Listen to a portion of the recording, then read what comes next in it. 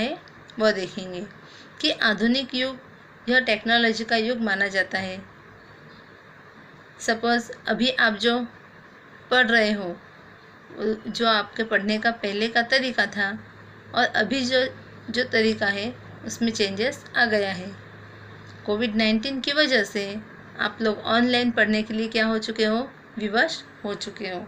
तो ठीक इसी प्रकार से टेक्नोलॉजी में कई परिवर्तन हुए हैं और हम अपने दैनिक जीवन में अधिक से अधिक टेक्नोलॉजी का उपयोग करने लगे हैं। एक दूसरे के साथ संपर्क में रहने, सिनेमा की टिकट बुक करवाने, गीत सुनने, ड्राइविंग करते समय, रास्ता ज्ञात करने, वस्तुएं खरीदने, कई प्रकार के बिलों का यदि भुगतान करना है तो उसके लिए हम किसका उपयोग करते हैं, टेक्नोलॉजी का यूज़ करते हैं। ठीक इसी प्रकार से टेक्नोलॉजी का यूज़ शिक्षा में भी हो रहा है। अर्थशास्त्र जीवन जीने की कला और विज्ञान से संबंधित शास्त्र है और मानव जीवन प्रत्येक समय हमेशा बदलता रहता है, कभी भी एक समान नहीं होता। इसलिए सामान्य प्रजा और विशेषज्ञों को अपने लिए हमेशा नए नए परिवर्तनों की जानकारी रखनी पड़ती है और उसके लिए मानव को टेक्नोलॉजी का खूब मदद रूप साबित होती है। अर्थशास्त्र के अध्ययन से सामान्य रूप से उपयोग में आने वाली टेक्नोलॉजी की जानकारी निम्न प्रकार से दी जा सकती है। Computer technology.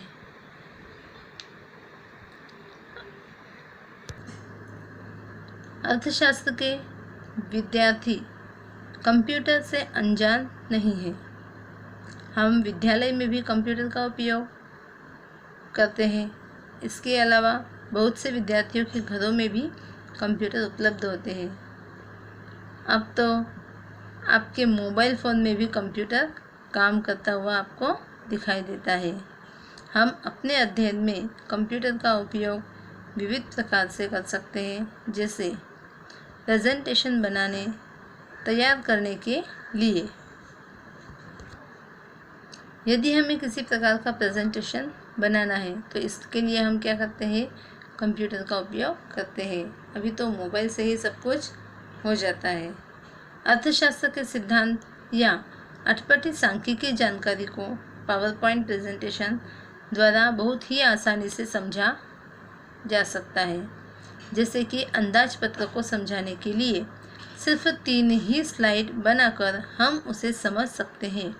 एक स्लाइड में अंदाज पत्र का अर्थ एवं उसके खाते, दूसरी स्लाइड में अंदाज पत्र के खातों की जानकारी और तीसरी स्लाइड में अपने देश का अंदाज पत्र दर्शाकर पूरे प्रकरण को सरलता से समझ सकते हैं और उसे शीघ्रता से याद भी रख सकते हैं। फिर सेकंड है एक्सेल वर्कशीट। अर्थशास्त्र में बड़े पैमाने पर सांख्यिकीय जानकारी का उपयोग होता है। संशोधन करने वाले विशेषज्ञ अत्यंत बड़े पैमाने पर सांख्यिकीय जानकारियों की जांच करते हैं। उनकी जांच कोई छोटी मोटी जांच नहीं होती है, वह बड़े पैमाने पर जांच करते हैं। जैसे कि जब हम भारत में छोटे पैमाने के उद्योगों द्वारा उत्पादित चीज वस्तुओं की जानकारी प्राप्त करने का प्रयास करते हैं, तब हमें असंख्य चीज वस्तुओं के उदाहरण मिलते हैं। इस प्रकार की जानकारी कंप्यूटर प्रोग्राम की एक्सेल शीट में रखकर उसका योग, औसत, सहसंबंध, विकास का अंक या मूल्य मिनटों में प्राप्त कर सकते हैं। एक्सेल शीट यह सांख्यिकीय जानकारी को प्रोसेस करने के लिए एक प्रोग्राम है। प्राप्त जानकारी के लिए विविध प्रकार की आकृतियों को भी एक्सेल शीट में सरलता से बनाया जा सकता है। जैसे आपकी जो मार्कशीट है उसी प्रकार से इसमें एक्सेल वर्कशीट तैयार की जाती है। थर्ड है आकृति और आलेख बनाने के लिए प्रोग्राम। कंप्यूटर टेक्नोलॉजी में अनेक प्रोग्राम हैं जिसके द्वारा अर्थशास्त्र की विविध आकृतियों एवं आलेखों को बना सकते हैं। सामान्य वर्ड फाइल में पूर्ति रेखा और मांग रेखा जैसी सरल आकृतियाँ बनाई जा सकती हैं। एक्सेल शीट द्वारा सांख्यिकीय जानकारी के लिए आकृति एवं आलेख सचोट माप के अनुपात में बनाया जा सकता है, लेकिन इसके लिए हमें किस प्रकार की आकृति चाहिए और उसके लिए कौन सा फॉर्मूला उपयोगी है, उसकी जानकारी हमें होनी चाहिए। चौथा है अध्ययन सामग्री सुरक्षित रखने के लिए। भाई जो अध्ययन सामग्री है उसे सेफ करने के लिए भी हम कंप्यूटर टेक्नोलॉजी का उपयोग करते हैं। अर्थशास्त्र के अध्ययन हेतु असंख्य सामग्री की ज़रूरत पड़ती है। इसके अतिरिक्त अर्थशास्त्र के उच्च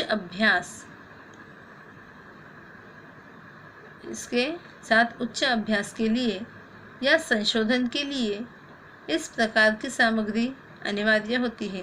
इस प्रकार की सामग्री को नोटबुक या किताबों में सुरक्षित रखने के लिए स्थान एवं देखभाल आवश्यक होता है, क्योंकि नमी, दीमक, कीड़े मकोड़े इत्यादि से नुकसान होने का भय बना रहता है। परंतु हम इस प्रकार की सामग्री को कंप्यूटर में सुरक्षित रख सकते हैं। इसके लिए हार्ड डिस्क या पेन ड्राइव में रखकर उसे कहीं भी ले जा सकते हैं। ईमेल से सुरक्षित करके उसे दुनिया के किसी भी छोर पर से हम उसे पढ़ सकते हैं। इस प्रकार हम अपने अध्ययन की सामग्री को आजीवन सुरक्षित कर सकते हैं। आज के समय में Dropbox, Google drive, digital locker इत्यादि व्यवस्था भी उपलब्ध है। टेक्नोलॉजी के अन्य साधन सांख्यिकी के अग्रिम प्रोग्राम जैसे कि SPSS, SHAZAM, eViews, SAS आदि असंख्य जानकारी के लिए सांख्यिकीय गणना करते हैं, परंतु ऐसे प्रोग्राम बाजार में खूब ऊंची कीमत पर मिलते हैं। इस प्रकार के साधन संशोधन करने वाली संस्थाएं खरीद कर उपयोग में ले सकती हैं, परंतु कुछ सॉफ्टवेयर बिना मूल्य इंटरनेट पर से प्राप्त किए जा सकते हैं, जैसे ग्रिटल, PSPPR इत्यादि। आज के युग में कंप्यूटर के अधिकांश कार्य टैबलेट या मोबाइल फ़ोन द्वारा ही संभव हो सकते हैं। फिर आपको कंप्यूटर टेक्नोलॉजी के उपयोग से संबंधित भय स्थान के बारे में भी जानकारी बताऊंगी कि कंप्यूटर एक यंत्र या साधन है और वह अध्ययन सामग्री नहीं है। वह अध्ययन की प्रक्रिया सरल बनाने का कार्य करता है। उसका उपयोग ज्ञान या अध्ययन के प्राप्ति स्थान में नहीं हो सकता। इसके लिए अतिरिक्त हमें कंप्यूटर के प्रोग्राम से संबंधित जानकारी न हो तो हम गलत आकृति या गलत आलेख और गलत औसत इत्यादि प्राप्त कर खुद मुश्किल में पड़ जाएंगे। कई बार कंप्यूटर में सामग्री गलत जगह पर सेव किया हो तो वह उसमें से डिलीट भी हो सकता है। जैसे कि यदि हम किसी वस्तु के बारे में नहीं जानते हैं और हम उसका उपयोग करें तो हम उसका सही उपयोग नहीं कर सकते। ठीक उसी प्रकार कंप्यूटर के जो भी प्रोग्राम्स हैं उनकी पहले हमें जानकारी प्राप्त करनी होती है, उसके बाद ही हम उसका सही उपयोग कर सकते हैं। इंटरनेट टेक्नोलॉजी यह डिजिटल टेक्नोलॉजी का एक स्वरूप है। हम सभी इंटरनेट का उपयोग अक्सर करते रहते हैं। नीचे दिए गए चार्ट द्वारा अर्थशास्त्र के अध्ययन में इंटरनेट टेक्नोलॉजी का उपयोग समझेंगे। ट्यूटोरियल का उपयोग कुछ वेबसाइटों पर अपने विषय के पावरपॉइंट प्रेजेंटेशन, पढ़ने लायक सामग्री ओपन एक्सेस लिंक में रखी जाती है। ऐसी सामग्री को हम पढ़ सकते हैं, तब वह हमारे लिए ट्यूटोरियल जैसा साबित होता है। सेकंड है तत्काल शिक्षा या जानकारी।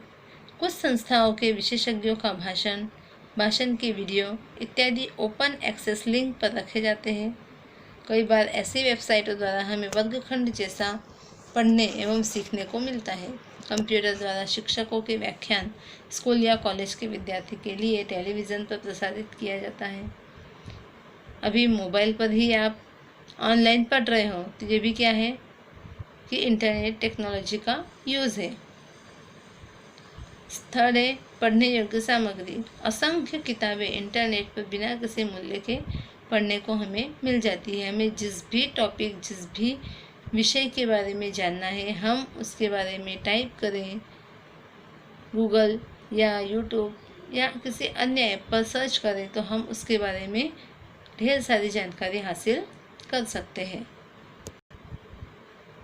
विविध जानकारी प्राप्त करना। इंटरनेट पर सर्च करके अर्थशास्त्र में डिग्री देते समय कॉलेज तथा यूनिवर्सिटी की जानकारी प्राप्त की जा सकती है। इसके अलावा किसी भी विषय से संबंधित जानकारी यदि हम सर्च करें तो हमें आसानी से प्राप्त हो सकती है। अगला है अन्य जानकारी प्राप्त करना। तो सर्च करके रेफरेंस बुक, अर्थशास्त्रियों द्वारा दिए गए व्याख्यान एवं उनके उद्धृत इत्यादि भी प्राप्त कर सकते हैं। छठा है सांख्यिकी जानकारी। अर्थशास्त्र में अनेक प्रकार की गौण जानकारी का उपयोग किया जाता है, जैसे सरकार के बजट की जानकारी, बैंकिंग संबंधी जानकारी, कृषि उत्पादन संबंधी जानकारी, आयात निर्यात का कर, गरीबी का अनुपात, रोजगार का अनुपात, औद्योगिक उत्पादन से संबंधित जानकारी। इन तमाम जानकारियों को विश्वसनीयता से हम इंटरनेट के ज़रिए प्राप्त कर सकते हैं। ठीक इसी प्रकार से हम इंटरनेट का उपयोग तभी कर सकते हैं जब हम उसके बारे में थोड़ा बहुत जानते हैं। लेकिन यदि हम उसके बारे में जानते नहीं हैं और उसका यूज़ कर रहे हैं तो हमारे लिए यह गलत साबित हो सकता है। हम उससे सही जानकारी प्राप्त नहीं कर सकते हैं। आगे देखोगे अर्थशास्त्र के अध्ययन में कॉम्पैक्ट डिस्क का उपयोग। कॉम्पैक्ट डिस्क किसे कहते हैं? कई संस्थाएं जैसे प्रयोगशाला, संशोधन केंद्र, सरकारी संस्थाएं जो संपूर्ण अर्थतंत्र की जानकारी प्राप्त कर उसके सांख्यिकी विवरण का अहवाल तैयार करती हैं। ऐसी संस्थाएं अधिकृत आंकड़ों की सीडी बाजार में बेचने के लिए रखती है, जिसको शैक्षणिक संस्थाएं, संशोधन संस्थाएं इत्यादि क्या करती है? खरीदती है और उसका उपयोग अध्ययन में एवं संशोधन के लिए करती है। भारत में राष्ट्रीय आय की गणना की सीडी, फिर जनगणना के आंकड़ों की सीडी, फिर उद्योगों का सर्वे, यदि एनुअल सर्वे उनका हो रहा है तो उसकी सीडी, फिर नेशनल सैंपल सर्वे ऑर्गेनाइजेशन की सीडी इत्यादि अर्थतंत्र की तमाम जानकारी के लिए सीडी उस मंत्रालय के सांख्यिकी विभागों में से प्राप्त हो सकती है। इस प्रकार कुछ संस्थाएं जैसे कि centre for monitoring Indian economy इत्यादि भी सांख्यिकीय जानकारी की सीडी बेचती है और समग्र अर्थतंत्र के महत्वपूर्ण आंकड़ों का सॉफ्टवेयर बनाती है। यद्यपि यह अधिक खर्चीला होता है और संशोधन संस्थाओं या कंपनियों द्वारा खरीदा जाता है। मतलब इन सीडीओ का यूज़ एक साधारण आम इंसान को नहीं होगा। उसका यूज़ कौन करता है? संशोधनकर्ता या संशोधन करने वाली जो संस्थाएं हैं या कंपनियां हैं वही करती है। कॉम्पैक्ट डिस्क का उपयोग करने में अड़चनें। अर्थतंत्र की जानकारी देने वाली सीडी में अनेक प्रकार के आंकड़े दिए जाते हैं। उसमें से हमें आवश्यक आंकड़े ज्ञात करने का कार्य खूब कठिन होता है। इसके लिए अनेक प्रकार के सॉफ्टवेयर का उपयोग करने के लिए जानकारी भी आवश्यक होती है, क्योंकि यदि हमें यह क्लियर ही नहीं है कि हमें किस प्रकार की जानकारी प्राप्त करनी है तो बहुत सारी जानकारियों में से जो हमें चाहिए वह हम कैसे प्राप्त कर सकते हैं। ठीक इसी प्रकार से यहाँ पहले तो जिसके बारे में हमें जानना है, जिस प्रकार के आंकड़े हमें एकत्रित करने हैं, उसी प्रकार की जानकारी पहले हमारे पास क्लियर होनी चाहिए, तो ही हम उसे कॉम्पैक्ट डिस्क में से ढूंढ सकते हैं। तो इस प्रकार यह चैप्टर पूर्ण होता है।